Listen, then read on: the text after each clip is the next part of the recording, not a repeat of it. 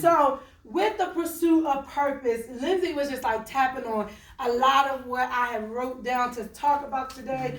The first thing being just being honest with who you are. Like you can't pursue your God-given purpose until you're honest with who you are and where you currently stand. Not where you were last week, not where you were last month, not where you were even a year ago, but where you stand today is what you got to be honest about. So that was the first thing, to be honest before anything else. You can't pursue or identify the greater purpose that God has called you to without identifying those barriers. The known barriers, the seen barriers, the unseen barriers. Like just thinking about some of the trauma that you have gone through in your childhood, some of the family generational dysfunction that we have taken on, that we make as our excuse as to why we can't pursue what God is calling us to pursue. So when I was thinking about this, I was like, God, this is so good, because this was something that I too had to battle through with pursuing the purpose in which God has given me. And I bless God, because we don't realize how dysfunctional our families are until we really start to take a look at why we're not forwardly progressing and pursuing all the things that we once dreamed about. A dream is a dream, but a dream can become your vision when you apply a plan in action. So sometimes we apply the plan, but without any action, it's still a dream. So in order to get the dream out of your head, the dream out of the memory, you have to put together a plan. And in order to actually see the plan manifest, you got to put in the work.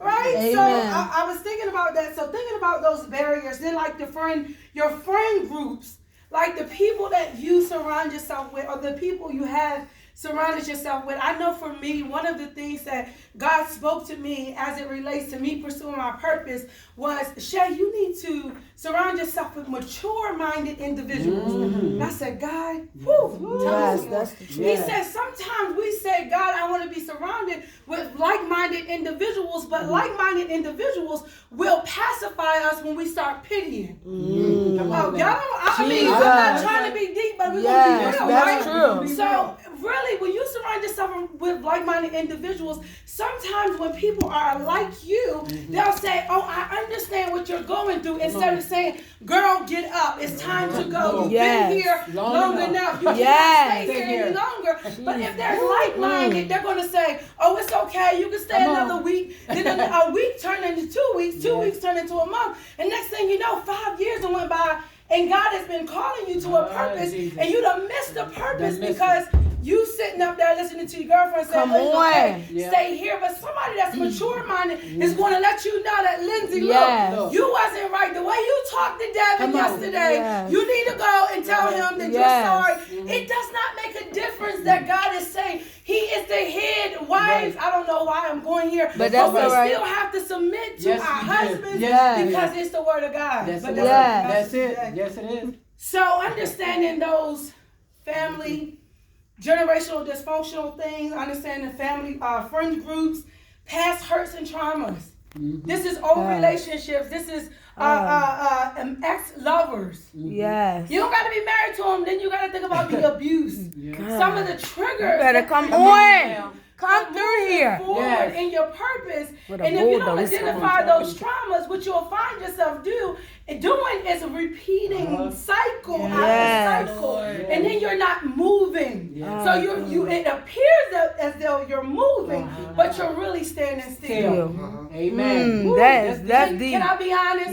Didn't nobody tell me how to be a good wife. So when me and my husband, before we were married, when we were dating, he wasn't the man that he should have been for me. And I'm like, I did have enough sense to say, you ain't going to have me and all of them too. Come on. Right? Come on. But at the same time, when he got back with me with his mind right, I still mentally was in a place where, so I'm losing sleep every night, checking his phone, doing all it is. You better come on through here. Because I didn't know how to be a good wife. I didn't know how to prepare myself to be a good woman. Jesus. You helping. When you get home. But there's a greater you inside of you. Yes. And this is exactly why we're here today. when we talk about pursuing your purpose, a lot of times it sounds so cliche. It's just like, oh, I know what I'm purposed to do. I know what I'm purposed to do. But if you know what you're purposed to do, but you're not doing what you're purposed to do, you're not in pursuit of Yes. it. Yes. To pursue means to chase after, Yes. to run towards, Yes. to overtake. If you're not going towards the very thing you were purposed for, you're not in pursuit. You're not in Amen. pursuit. Jesus. So you may be in Help a us, state where Shay. you're Help us. identifying, Yes. or you're unlocking, but you're not pursuing. Wow. And I'll be honest, I was in that same place at one point in time. And I'm going to be honest, I didn't have this event or the people to go to help me to say, that's a part of your purpose. Do you not see that what you're dealing with? Jesus. The area, let me give you a nugget. The area that you struggle in the most is the area that God has purposed you to work in. Oh, come on. The area that you struggle in the most, that's the area that God has purposed you to work in. Let me help you. Okay. So my friendships was an area that I struggle with in the most. But God has called me to be a mentor, to show those that's seeking for friends how to be a good friend. Oh, Jesus. Who, God? The area you struggle in the most is most of the time is the area that God has purposed you to actually work in, that God has purposed you, Jesus. and He's called you to. I was telling this young lady here, what's your name again? Sharon. Sharon just actually went back to a job that she left. A lot of times we run from the very thing that God is calling us to, so we'll run away from it, but God has sent us right back and say, oh no, you missed something over here. And we're like, I don't want to go back. Them people ain't right. They ain't do me right. They ain't treat me right. They ain't appreciate me. They didn't see the goodness and the greatness in me, so I had to go. But until the purpose, until the assignment is complete, God will release you to go back to the very place that He pulled you from, or that you say He pulled you from, but you pulled yourself from. This ain't church. I'm not. Yes, it is. Oh, yes, it is. But when you start identifying, to identify something is to establish or indicate who or what something or someone is. Can you identify with who you are? Can you identify with who you are, not with what your mom said or what your friend said, but can you really identify within yourself who you really are? Have you really taken the opportunity and the time to say, I am this or I am that, outside of the titles, outside of me being a mom, outside of me being a wife, outside of me being a mentor, outside of me being an executive board member, outside of all of those fancy things, who am I? When you take the titles away, who am I? Jesus. Amen. When you take away all of the titles, who are you really? Yes. When your kids get grown, Mom, who are you? Yes. Some of us have missed it because we're like, oh, I got to do this, I got to do that for my kid. My kids, I got to make sure they're good. And there's nothing wrong with that. But in the process, are you losing yourself and you cannot identify who you really are because you have allowed yourself to hide behind the mom. Yes. Oh, I gotta put on my super mom coattail today because I gotta go. I gotta take my kids to the basketball game, and then after the basketball game, my daughter got a cheer competition. After the cheer, so we never stop throughout the course of the week to say, who am I? If my kids never had any sports games, who am I? What have I done for myself lately? Maybe that's a question you want to put on. What have I done for myself lately? What have I done for myself lately? Unlock. It's to undo the lock of something by using a key. Well, what do you mean key? Shay, until you really get connected, until you understand who God is, you're missing the key. So you'll never be able to unlock what's there until you really get connected to the key. Go ahead and go there. I got it. Until you really get connected. And I'm not talking about all deep and spiritual, because I told them, like, I am who I am. Yes. I know who I am in God, Right. but outside of who I am in God, I'm still Shay. Yes. I don't want the title, I'm still Shay, and I still got a mean two-step and a mean walk. How you doing? Y'all doing right? She's like, oh man, I know my kids. And kids was here, they're probably like, Mom, like, stop. But I'm just saying, like, honestly, we have to live. We have to live as it relates, as the scripture declare. But we got to be human. Right. Like, a lot of us miss it because we're so busy practicing religion. Come on. Like what the church has Yes. said. And we just praise the Lord. Mm-hmm. Hallelujah. Yeah. Hallelujah. Oh, God said. Oh, God said. Everything. Come on. Honey, what did he say? Get it out. What in the world? God ain't spooky. Say what he said and shut up. I hear you, okay? I got it. I'm a find it, Lord. Yeah, I'm like a comedian too, but we ain't doing all it today. So again, we said pursuit is to follow in order to attack something. You can't pursue or attack what you're not able to identify. Right. That's true. true. That's true. Yeah. Yes. So it all goes identifying, unlocking. In order for you to unlock it, you got to be able to identify it. Yes. So one of the things I say all the time is, people say, Shay, I know that I'm purposed to do something greater than what I'm doing, but I have no clue what this purpose is. You ready for it? Mm-hmm. Passion wakes you up. Yes. But purpose keeps you up. Jesus. Passion wakes you up, but purpose keeps you up. Jesus. The thing that you love to do every day is the thing that excites you to get out of your bed every morning. Mm-hmm. But the thing that you can't go to sleep until it's complete is the thing that God has purposed you to do. How do you know, Shay? Jesus. Because I'll tell you for myself, I love my job. I work for, full-time, I work for the state of Maryland in workforce development. And I just love helping people. Right? But when I found myself doing all the time job, and my husband, he would be like, oh, okay. I'll be on the phone until 2 o'clock in the morning sometime, talking to people because they'll reach out and say, I'm going through this, and can you help me with this? And immediately I'll just start to pray and just start to give them the wisdom that God has given me through my life situations. So that's how we birth WOW Inspired. WOW is an acronym that stands for Wisdom Optimizes Winning. Wisdom optimizes winning. We live in a competitive society. Everybody wants to win, right? Everybody wants to win. They're like, whenever you have ever attended like a track meet, you got the runners, they all like geared up, they ready to go. They take off and they sprint and they like, I gotta get there, I gotta get first place, I gotta get first place. If not, if I get third place, I'm still doing good because I'll still get a recognition and or a medal. So they just taking off and they doing good. However, what God spoke to me, he said that winning does not always look like monetary gain. It does not always look like obtaining something naturally where you can put your hands on it. But sometimes your win simply looks like peace. Come on, man. You better go ahead. I know you talking about Speak to us. Yeah.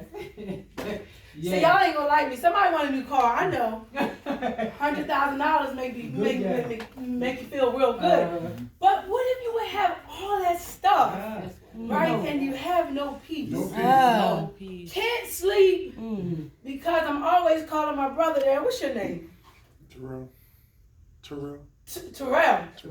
I'm always calling Terrell because I know he got the bag. Like I need $20. Need $250, Terrell. Terrell can't get no sleep because his phone is always ringing. Because everybody always wants something from Terrell. Feels good to be needed. Feels good to be wanted. Jesus. But the scripture declares, what would a man give in exchange for his soul? You work this. I can acquire all of this materialistic thing. But in the end, I done lost my soul in the process. Yes. Oh, God. When I leave here, this flesh, this shield, it's not going to mean nothing to nobody. Oh, glory to God. It's the soul that's going to make all the difference. So I don't want to burn in the temple. I don't want to burn in hell for the rest of my life. So guess what? You can have all of the money. All of it. All of everything. You can have it all. Have it all. Because I don't want to burn No, sir. for eternity. No, sir. Oh, God. And I'll tell you something that this was something that I learned within the last 2 years. I really didn't get into relationship with God until 2 years ago. My husband and I had been married for 5 years. And when this change started happening to me, my husband, we started to go through some growing pains because I was becoming somebody he didn't know. The reality is I always went to church. Church was what we did. Religion taught us every Sunday you get up, you go to church. I don't care how bad your head is banging from the hangover from the night before. You go to church. Now come on. I know you've heard it. Right? You go to church. It don't matter that you didn't hear nothing that the preacher just preached. You just was supposed to be there. You're supposed to be in the church. I ain't learned nothing. At one point I was there, but I wasn't there. I seriously got into a relationship with God, and it was almost as if I was having an affair on my husband. And he had to start to understand, but at first he did not understand. There was some growing pains. But I don't want God to feel like I'm having an affair on him with my husband. Because then I'm out of order. We're out of order. Because he's supposed to be first. First love. Not just in my life, in our marriage. I can't speak for our lives. Because I am my own person, and my husband is my own person, and his own person, but he has to be first in our marriage. Tata looking at me like, huh? Yeah. Some good stuff here. I know. It was good to me too. But he has to be first. And when we was going through them pains, I felt like I was by myself in a house with a husband and 4 kids. I'm like, God, this can't be it. That's deep. It can't be it. At the time that my girlfriend, she passed away, 34 with cancer. And I'm like, we supposed to graduate together. I'm like, oh man, this can't be it. And I'm crying, and my son, he like, Mom, what's wrong? And I'm feeling like, why am I feeling like this? So we were going through some growing pains. But God had to allow me to shut my mouth. God. He said, this time I want you to testify with your mouth shut. I didn't understand it then. You can't make him do what you want him to do. You got to pray and let God be God. Come on here. Come on. So we identifying and unlocking and pursuing our purpose. But I say all of that, if you are in a relationship, married or not married, and you are intentional about pursuing your purpose, you got to know that even when you're in a relationship or when you're in a commitment with someone else, that they have to also to understand that there's purpose on your life. Because if they don't understand it, you're going to have a lot of growing pains. Especially if they're not going to church or they don't understand the purpose that God has called you to, you're going to have some serious growing pains. We did. But I hope, thanks be unto God. Jesus. The changer of all changes. I used to get in the car, I used to play, what is it, Biggie Smalls? No, that's not it. Rick Ross, that's his favorite rapper. Rick Ross. Had the kids singing Rick Ross. I'm like, oh, wait a minute.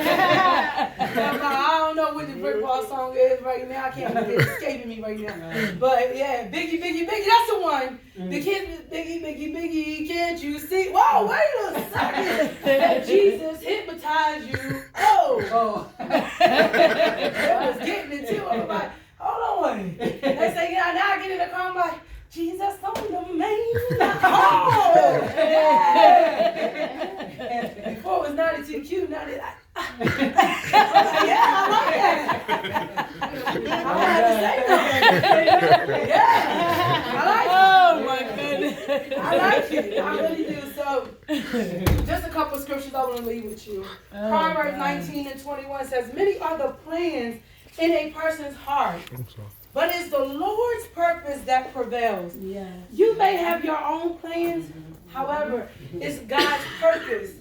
The purpose that God has called you to that's going to prevail at the end of the day. It sounds good and looks good. And I'll tell you that even in this, it looks good. Everybody, Shay speaking. Oh, Shay doing this, and Shay gave the keynote at the high school last week, right? Last week? Monday. Shay gave the keynote at the Cambridge South Manchester High School. It looks good. But you got to pay for this. You got to pay for this. And I'm not talking about a physical dollar amount. It's spiritual warfare that you got to fight to continue to pursue what God has called you to.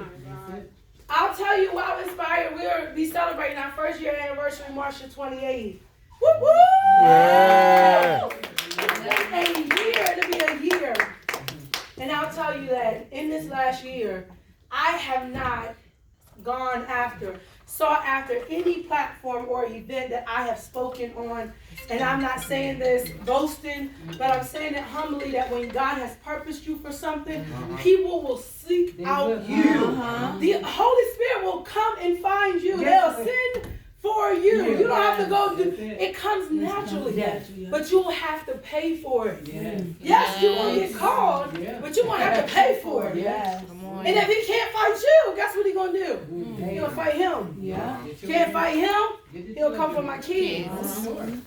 But can you still stand and stay focused in the process of you being fought, the process of you paying for what God has purposed you to do? Can you stand that pain? Can you stand to identify? And I'll tell you that identify, unlocking, and pursuing God. As I was preparing, he showed me this cycle. And the cycle goes like this. It's process, planning, and then purpose, right? Yes. Process, planning, and then purpose, right? So the moment that you are in full pursuit of your purpose, you're going to go through a process that's going to revise the plan. Yes. And that plan, when you revise that plan, you still got to pursue the purpose. Yes. And then next thing you know, you'll go through another process. Yes. And then after you go through that next process, he'll allow you to revise the plan in order for you to continue to pursue the purpose. Wow. The purpose never changes. Although you may have to revise the plan, your purpose will never change. Girl, you better come on. It will never change. What God has purposed you for, that purpose never changes. However, the plan may have to change. I remember losing when I lost my friend. Holy Spirit spoke to me. He said, I may change your position, but I won't change your destiny. I said, okay, that sounds good. But I need it in simple terms. He said, listen, so you leave your house every single day. I have to be to work at 7:30. I leave my house at 7:02 every day with the expectation to arrive at work at 7:28. Right? So I leave my house at 7:02, going the same way I have went for the last 3 years. However, as I'm going on that same path, I end up running into a roadblock. In the process of me running into the roadblock, I end up being detoured. Right? I'm rerouting. And then when I put the look at the way that I'm rerouting, I'm like, it's taking me 15 minutes. This thing's saying 45 minutes. This can't be it. Whew, let me see. So I go back into GPS and I say, oh, well, I need a quicker way. So I go try to put in another way. But every time I put in the other way, that's also blocked. So now I have no other choice but to go the way of the detour. Right? My position was changed. My direction was changed. But my destiny wasn't. The building, the workplace and something, get up and move. Right? I still got to where I was going. Even though it took me longer. And some of us in this room today is pursuing purpose, but you have gotten in your spirit like, this is too much. The work is too much. I had prayed for many years for my baby to come home. I prayed. I cried. I know what you said. But God, you told me you was going to bring him home 2 years ago. Why is it that he's not home yet? He said, I didn't change the purpose. I just changed and revised the plan. See, if I brought him home 2 years ago, he would have gotten into another situation. You better come on. Jesus. Come on. And that's exactly why you're out today. That's it. But you're out today. You're here today. And You better come on, Holy Spirit. You're here today in the power in there. But God changed your mind through the process. He changed your mind through the process. And what you once said, oh, you seen yourself doing before you went there, he said, I'm bringing it back to your remembrance. Yes, because God. I may change the plan, but I don't change the purpose. You better come on. Yes. His word don't come back. Come on. I'm telling you, he's awesome. He changed and revised the plan, but he didn't change Your purpose. your purpose. That's right. And to be honest, In your mind, you was like, yeah, it's ooh, this time, ooh, it's over. It's over. This time it's over. Come on now, that's all he said. Oh, I'm going. you gotta Oh, go it's here. gonna be. Oh man, Come on. listen. Yes. But God told me to do a topic a couple months ago last year, and it said, "You're more than a number." And this topic came from my husband. I seen y'all been talking this entire time. Y'all can relate. You know, my husband, he did 15 years on a 30-year sentence. And a lot of times when you come out of the institution, you're institutionalized. Yes. And people will make you feel like that way. only thing you have to your name is your DOC number. You better walk through here. But God said, no, you're more than a number. Yes, That number don't Lord. define you. Come You on. define the number. Come on. You remove the number. You remove Terrell. Jesus. She's Go ahead, Holy Spirit. Yeah, that's how that works. Yeah. See, people. Glory to God. So anyway, we're identifying and we're unlocking and My pursuing God. our purpose. And you got to know that when God allows you to escape God. Terrell, when God allows you to escape Terrell, when God allows you to escape, and I'm gonna leave you alone, but I'm just telling you, as God has allowed you to escape. He said the very place that I brought you from, I'm sending you back to, because there's some other ones that they need to hear from you. Come on. Jesus. Come on here. They don't need to hear from nobody else. Nobody. They need to hear from you, because he said, I allow my mighty hand to be shown to Yes, you, amen. that you may tell of his goodness to somebody else, that he may be glorified. Yes. Not Terrell, because he didn't do it for you for real. If you want to be more to keep it a stack, he didn't do it for you. He didn't do it for you. Yes. It was definitely a part of the plan, but for the greater purpose, Greater purpose. for you to go back and tell Come them, on. you're more than a number. Don't get stuck and caught up on the number. Because when you're institutionalized, when you're in there, everything that comes to you comes by your number. They don't say Terrell, it says DOC 865437. I don't know what that number is, but I'm just saying it's a number. So even sitting here today, we are more than a number. We're more than the family statistic that I won't graduate, that I won't have the degree, that I won't be the first person to pursue the business idea, that I won't be the first person to make the difference in my family. I'm more than a number. Yes, God. I ain't even gonna bother y'all to twist it back. They're like, don't let her come down here. I'm not, girl. I'm not. But y'all know, I'm gonna talk to y'all later. But I'm just saying, we're here for a reason. We're here for a reason. Identify. You can't identify with Thank you, God. what you won't seek after. If you're not going to be intentional about seeking after what God has purposed you for, you will never be able to identify it. Yes, God. Because remember, to identify is to establish or indicate who or what someone or something is. You can't establish what something is that you're not seeking for. Right. Amen. It don't just fall out the sky. No, sir. Lizzie said earlier that she went through all that she went through as a part of her purpose, and it's the truth. I like how God just used her earlier to speak on her own faults. Anybody in here seen 8 Mile, the movie 8 Mile? Yes. And you remember Eminem, he wanted to be a rapper in the movie. And every time Eminem would go into a rap battle, he would lose the rap battle because his opponent would rap about his lifestyle. And in the end, he said, you know what? Eminem had to get strategic. Yes, he He did. had to identify that Yes. there was a consistent pattern happening as to why I kept losing. He kept losing the battle. And that consistent pattern was every time I would get before somebody, they would always remind me of who I used to be. Who I used to be. Who I used to You be. got Warburg. So Eminem said, you know what? Push that thing up. Come on here. He said, I'm going before one of the greatest rappers, Papa Doc. Papa Doc.